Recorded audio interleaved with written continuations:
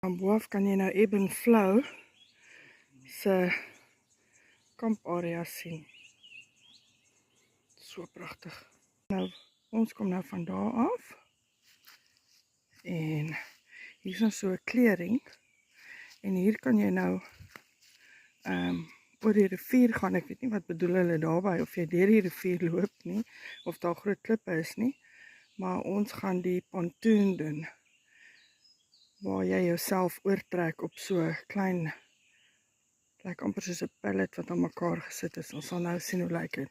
So ons het nou so ver, het ons gedoen, omtrent so 1,2 kilometer. Ons is nou hierso, en ons moet daar wees, dis waar die waterval is.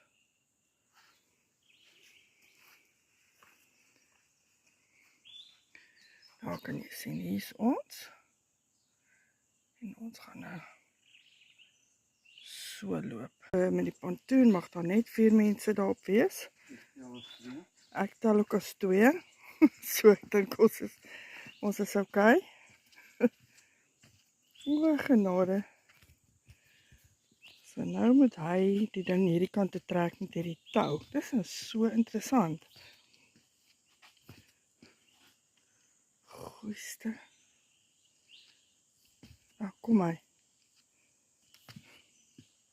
Goeie oefening.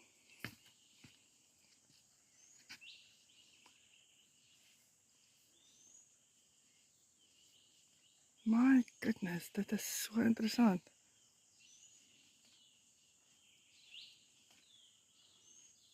Ek dink amper ek het een keer so ietsie gekyk op Homestead Rescue, waar die mense nie by hulle huis kon uitkom nie. Toe doen hulle so kontrepsie. Maar dit was meer 'n ding waarin jy kon sit. Hier is ons nou in die middel van hierdie forest. Is dit 'n huis? Ja. Oh my goodness.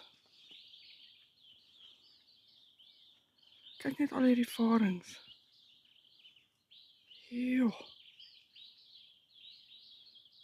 Hoor die geluide.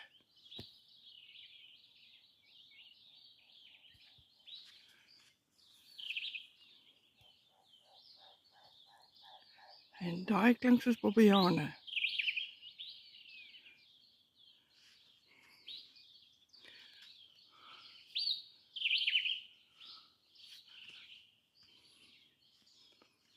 Daar bo is 'n grot.